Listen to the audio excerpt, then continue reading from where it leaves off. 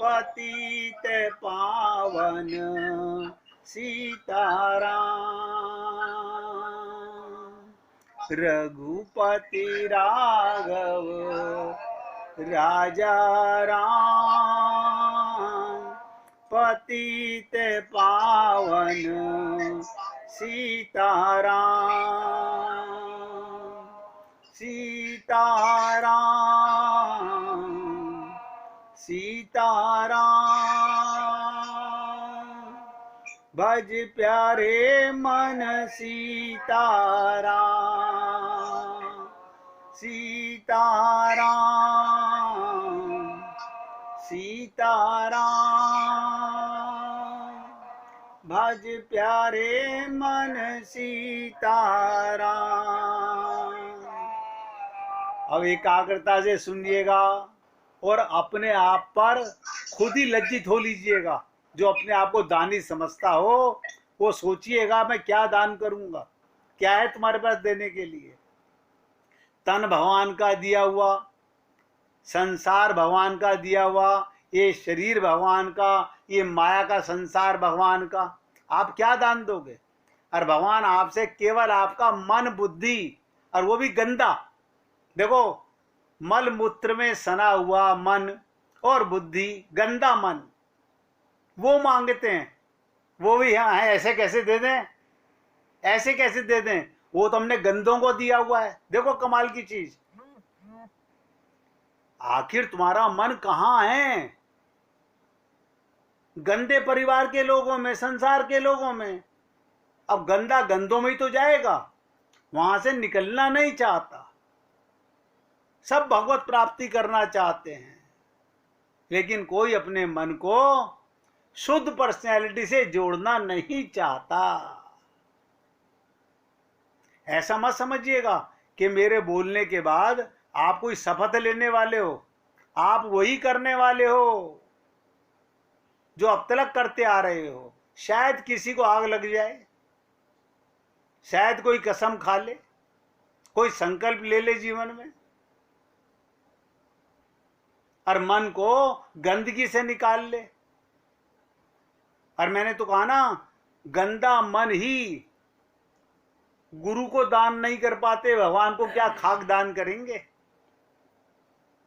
महाराज रघु ने अपने मंत्री को बुलाकर कहा, यज्ञ में सभी सामंत नरेश कर दे चुके हैं, उनसे द्वारा कर लेना न्याय नहीं है, लेकिन कुबेर जी ने मुझे कभी कर नहीं दिया। देखिए, पृथ्वी के, अयोध्या के राजा, स्वर्ग के कुबेर को कह रहे हैं उसने मुझे कभी कर नहीं दिया। वो देवता है तो क्या हुआ, उनका महल कैलाश में था। वो देवता है तो क्या हुआ, कैलाश पर रहते हैं, इसलिए पृथ्वी के चक्रवर्ती सम्राट को उन्हें कर देना चाहिए। और राजा रघु बोले, मेरे सब अस्त्र शस्त्र मेरे रथ में रखवा दो, मैं कल सवेरे कुबेर पर चढ़ाई करूंगा। आज रात को राजा रघु कहते हैं मैं उसी रथ में सोऊंगा। हम तो एक दिन जाग कर भी प्रभु के साथ नहीं सो पाते, कल के काम में बिजी इतने होते हैं हम लोग। कल कहाँ कहाँ जाना है, कल किस किस के लिए क्या लाना है, हमें आगे की भी तो चिंता है ना। हमारे को अगले सांस का पता नहीं आएगा नहीं आएगा, लेकिन आगे की बहुत चिंता है। राजा रघु कहते हैं उसी रथ में सोऊंगा, जब तक ब्राह्मण कुमार को गुरु दक्षिणा ना मिले मैं राजमहल में पैर नहीं रख सकता। उस रात महाराज रघु रथ में ही सोए थे। बड़े सवेरे उनका कोषाध्यक्ष उनके पास दौड़ा दौड़ा आया और कहने लगा, महाराज। बोले क्या हुआ। खजाने का घर सोने की मोहरों से ऊपर तक भरा पड़ा है। बोले अरे, मेरे रथ में आने से पहले तुम्हारे खजाने में एक मोहर नहीं थी, एक मोहर नहीं थी।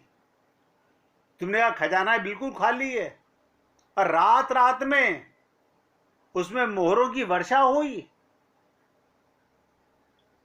महाराज समझ गए कि कुबेर जी ने मोहरों की वर्षा कर दी।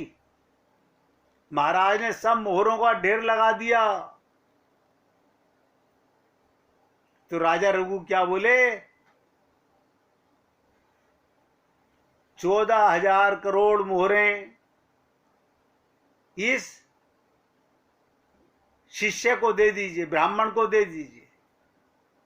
ये अपने गुरु दक्षिणा को 14 करोड़ मोहरें चाहिए, उससे अधिक एक मोहर भी नहीं लूंगा। वो बोले महाराज ये धन तो आपके लिए आया है, मैं तो इतनी मोहरें लूंगा, मुझे गुरु को इतनी देनी है। तो राजा रघु ने कहा मुझे अपने खजाने में एक भी मोहर नहीं रखनी, जितनी आई है सब लेकर के जाओ। वो शिष्य भी क्या बोला, महाराज मैं ब्राह्मण हूं, धन का मुझे करना क्या है, इसका आप चाहे जो करें, मैं तो एक मोहर अधिक नहीं लूंगा।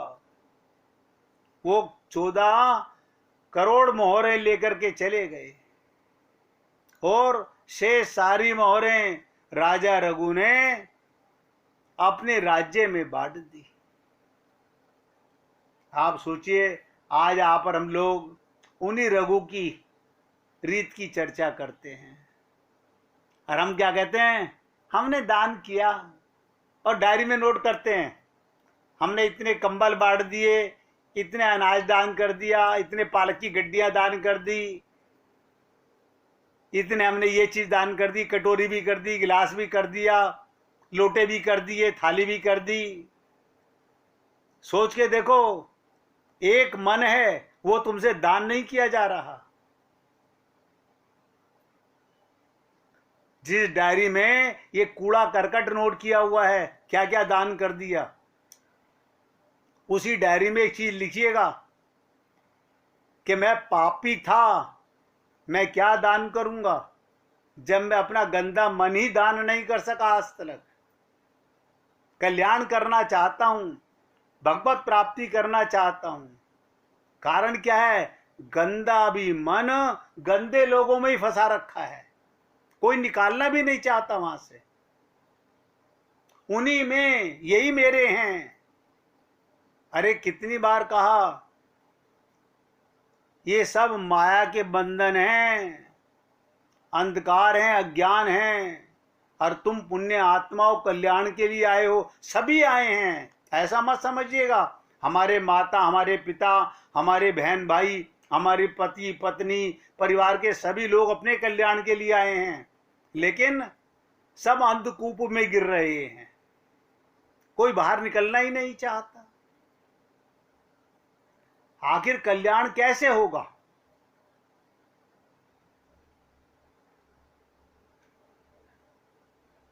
हमारा कल्याण होगा कैसे? क्योंकि अभी तक हम लोग सत्संग तो सुनते हैं लेकिन जीवन में कुछ नहीं उतारते। बस क्या समझते हैं, सत्संग सुन के कमाल हो जाएगा। मैंने आप लोगों से कई बार हाथ जोड़ के निवेदन किया है, ये अपने मन में कोई भ्रम ना पाले। सत्संग सुनने से हमें जागृति तो आती है कि हमारी भूल क्या है, हमारी गलती क्या है, लेकिन हम इस कदर बुराइयों में फंसे हुए हैं। देखिएगा, इसी शरीर के कुछ वर्षों के रिश्ते को तो हम अपना मानते हैं। देखो कमाल की बात, आप सब बुद्धिमान हो, सोचिएगा आपका बेटा कितने वर्ष का, किसी का 10 वर्ष का, किसी का 30 वर्ष का, किसी का 40 वर्ष का, किसी का 50 वर्ष का। आप कितने वर्ष के, कोई 50 का, कोई 60 का, कोई 70 का, कोई 80 का। हाँ, इससे कब से संबंध है? हाँ है तो 10-20 साल से, 30 साल से ही। और भगवान से तुम्हारा कब से संबंध है? हाँ वो तो ठीक है, लेकिन ऐसा है ना कि ये मेरा खून का रिश्ता है, ये खून तो खत्म होने वाला है, ये शरीर तो मिटने वाला है। इसके रिश्ते को तो पक्का रिश्ता मानते हो। हमारी मूर्खता देखो, हमारे ऊपर अज्ञानता का, माया का पर्दा कैसा पड़ गया है। भगवान जगाना चाहते, हम नहीं जागना चाहते। संत महात्मा भगवान का कार्य करते हैं, भगवान इनको भेजते इसीलिए इनको जगाओ। मैं तो लीला करके जगाने आया था, ये नहीं जागे, ये रामलीला करने लग गए।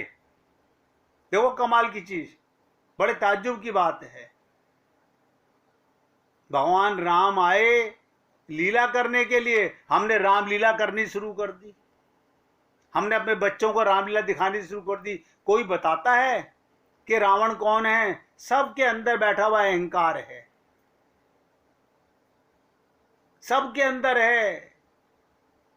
काम, क्रोध, लोभ, ये सबके अंदर हैं। ये माया के सेनापति हैं।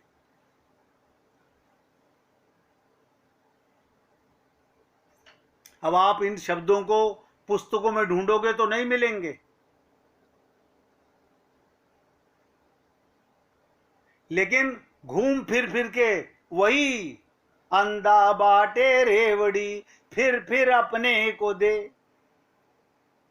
हम लोग अपनी संतान को जो दे के जाते हैं वो दान नहीं है। कोई नहीं, कोई भला नहीं कर रहा। वो तो तुम अंधे हो, अंधे दे के जा रहे हो, करोगे क्या?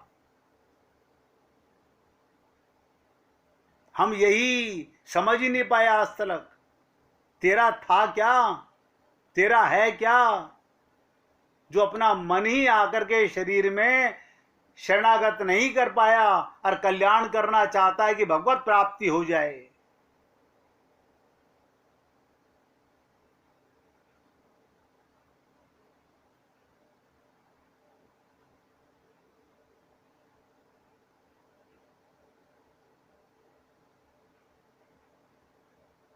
हम लोग गुरुओं के साथ रहे, सत्संग सुना, लेकिन क्या वही जो मेरा पापी मन कह रहा है।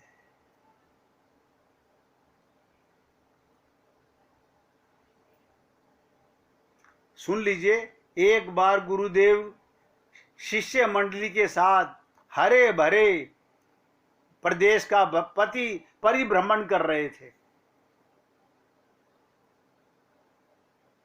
वो लताओं का, वनस्पतियों के गुण दोष का परिचय करा रहे थे शिष्यों को और धीरे धीरे आगे बढ़ रहे थे। उनकी शिष्य मंडली में मगध देश का राजकुमार भी था। वो बड़ा जिज्ञासु था, विनम्र था और गुरु आज्ञानुवर्ती था। जो गुरु ने कहा वो करूंगा। गुरुदेव का उस पर विशेष कृपा रहती थी। उसके मन में अपने गुरु के श्री चरणों में सच्चा अनुराग था। चलते चलते गुरुदेव एक स्थान पर ठिठक कर खड़े हो गए। उनका हाथ कांपा और हाथ से छड़ी गिर गई गुरु के। राजकुमार ने दौड़कर छड़ी उठाई और गुरुदेव के हाथों में पकड़ाई दी, किंतु बिना बादल बिजली गिरने की तरह गुरुदेव ने उसकी पीठ पर पूरे जोर से प्रहार कर दिया। ध्यान से सुनिएगा। उसने तो गिरी हुई सोटी पकड़ाई और गुरु ने पीठ पर चोट का निशान बन गया। रक्त भी ऊपर छलक आया। राजकुमार भी चौंक करके बोला, गुरुदेव मुझसे क्या चूक हो गई? मैंने ऐसा कौन सा अक्षम्य अपराध कर दिया?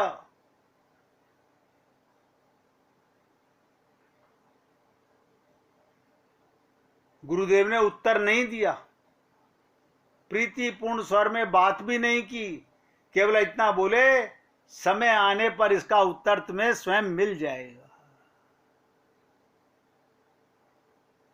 अब सोचिए, वो राजकुमार सोचता रहा, मैंने तो गुरु की सेवा की और गुरु ने वही सोटी उठा के मेरी कमर पे मार दी और निशान भी बन गया।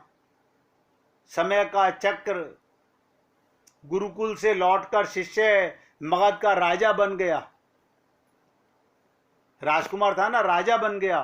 किंतु जब कभी वो एकांत में बैठता तो गुरु के उस प्रहार का दंश उसे व्यग्र कर देता। सोचने लगता, गुरु ने मुझे क्यों मारा था। समय सबसे बड़ा मरहम होता है जो सब घावों को ठीक कर देता है। कहते ना, time is the biggest healer. समय गुजरता जाता है, जो कल दुखता वो 13 दिन बाद नहीं, 13 महीने बाद नहीं, 13 साल बाद नहीं, सब गायब हो जाता है। एक दिन राज्यसभा में किसी कार्यवश गुरु का आगमन हुआ।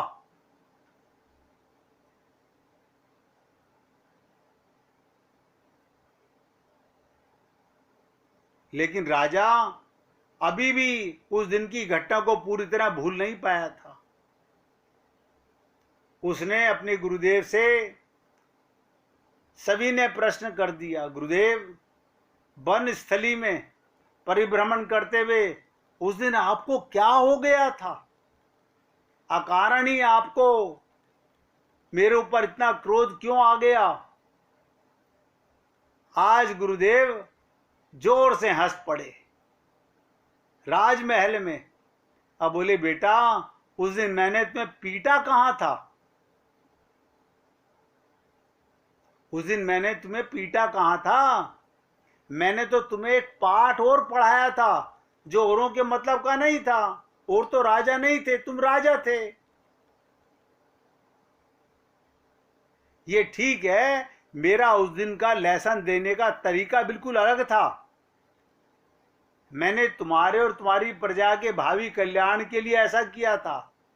मैं जानता था कि भविष्य में तुम्हें सम्राट बनना है, सर्वोच्च न्यायाधीश के रूप में तुम्हें दंड विधान भी करना है। तो मैं तुमको ये जताना चाहता था, किसी निरपराध प्राणी को दंड ना दे बैठो।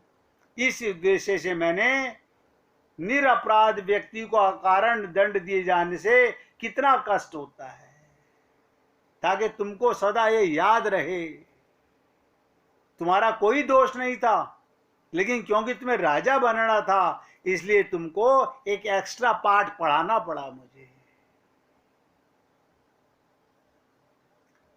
तुम पूरी तरह सोच विचार कर दंड देना, यही मेरा अभिप्राय था।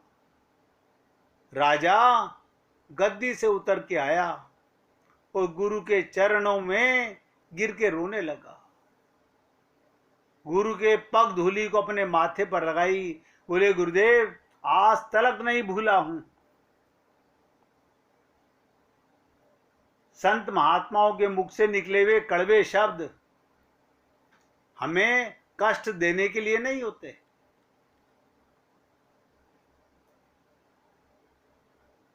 हमें कुछ सिखाने के लिए होते हैं।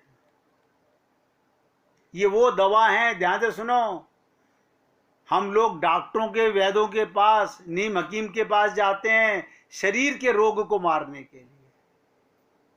और आपको विशेष बात बताना चाहता हूं, सब ध्यान से सुनिएगा।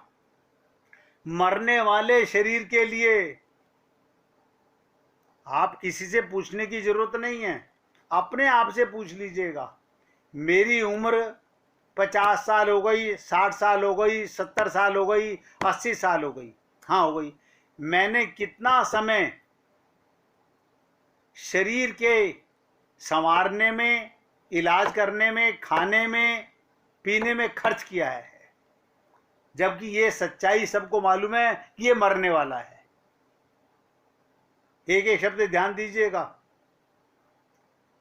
इस शरीर को स्वस्थ करने के लिए, निरोगी बनाने के लिए, जबकि ये मरण धर्मा है, सबको पता एक दिन मरेगा। क्या मैंने अपने मन के रोगों को, सोचिएगा, मैं तो आप सबको एक प्रश्न दे रहा हूं, क्या मैंने अपने मन के रोगों को, मन में कौन से रोग हैं? काम क्रोध लोभ मोह, ये राग द्वेष, ये मेरे मन के रोग हैं। इनके लिए मैंने क्या किया है? नहीं, कुछ नहीं किया है, पर्दा डाला है। किसी ने पूछा हाउ आर यू, मैंने कहा ऑल राइट। तुम्हें गुस्सा आता? ना ना, बिल्कुल नहीं आता हमारे को।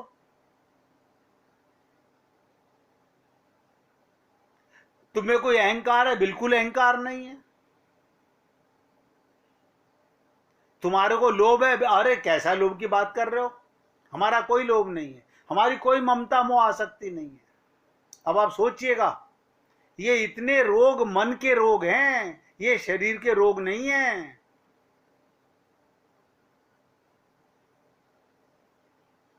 और इस मन के बिना निरोगी हुए, बिना शरण, इसकी दवा क्या है? या तो सत्संग है या शरणागति है। सत्संग से रोग समझ में आते हैं। ध्यान से सुनना, ये भी नारायण की कृपा है। मुझे नहीं पता होता, जब मैं आपकी सेवा में बैठा होता हूं तो मुझे नहीं याद रहता वो नारायण कौन से शब्द किस समय कहां से लाके दे देता है। सत्संग सुनने से हमें मन के रोग सामने नजर आते हैं। हाँ, और हम मन ही मन में कहते हैं हाँ ये तो है मेरे अंदर, कहूंगी नहीं किसी से, ये बताऊंगा नहीं किसी को, है तो सही मेरे अंदर। कम या ज्यादा की बात छोड़ो, है तो सही। लेकिन इनकी दवा किसी किसी को लग जाता है शौक। मरने वाले शरीर, ध्यान से सुनो, मरने वाले शरीर के रोग की तो बहुत दवा कर ली, और इनकी दवा नहीं की तो ये मन तो आगे ट्रांसफर हो जाएगा। ये सारे पाप अनंत जन्मों के इकट्ठे पाप हैं, बढ़ते जा रहे हैं, इस जन्म के और बढ़ जाएंगे और अगले जन्म में पास हो जाएंगे। इनके लिए मैं क्या करूं, इस पर चर्चा आगे करते हैं। 1 मिनट कीर्तन कीजिए।